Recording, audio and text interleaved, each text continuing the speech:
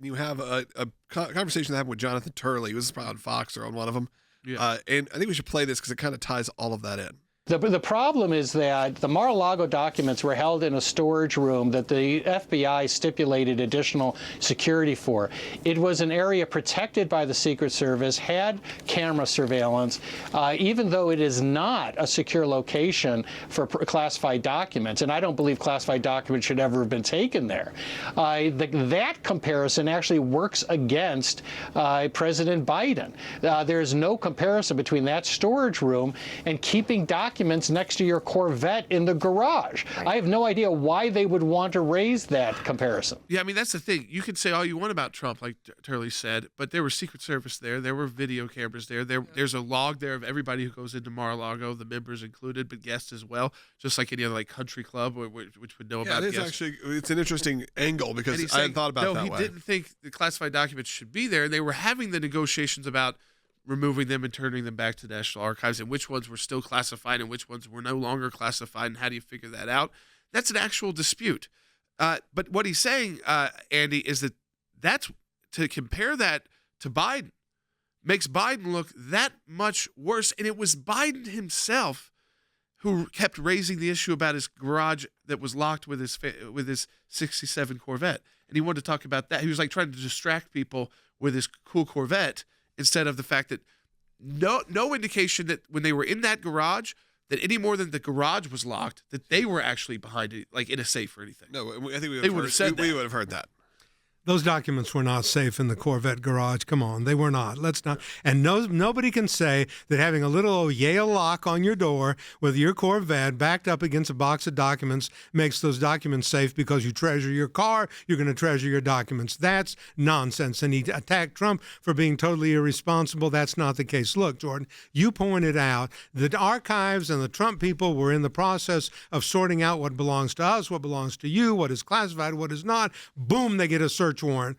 This didn't happen with Biden, and this really bothers me in terms of being treated similarly situated in a dissimilar way. In fact, Trump, because there was Secret Service protection, was even more careful in the handling of the documents than Biden was. So how can he make that statement? This is really very troubling to me. And Turley is right. I agree with Turley in his comments entirely. Yeah, there's a second part to this, too, what Turley said, which is what we talked about a little bit earlier, which was, were people using these documents, including Joe Biden? Because that's a whole other issue. Why were they there? Right. Yeah. So bite 6. What we also know is that the documents that were removed when he left office were divided and distributed. Some went to one office, some to another. In the case of the third discovery, that was separated out. The question is, why were they divided and distributed? If this was an inadvertent misplacement, it meant that they didn't just do this inadvertently, they had to do it repeatedly inadvertently.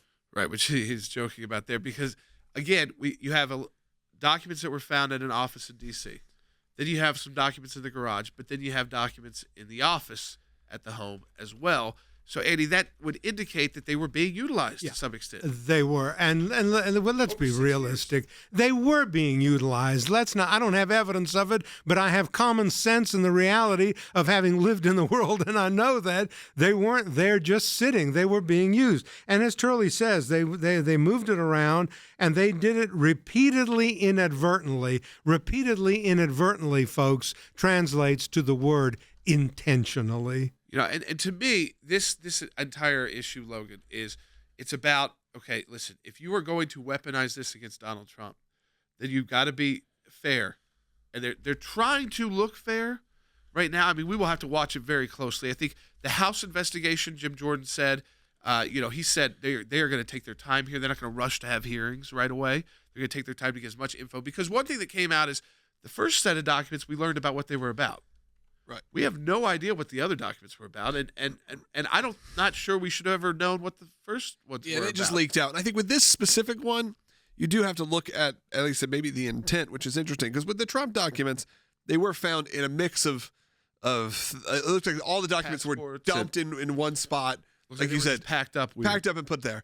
The fact that these are kind of spread out in different spots, that is not just a coincidence, and that is very odd that there would be just these spread out little boxes of documents throughout different properties, throughout different offices.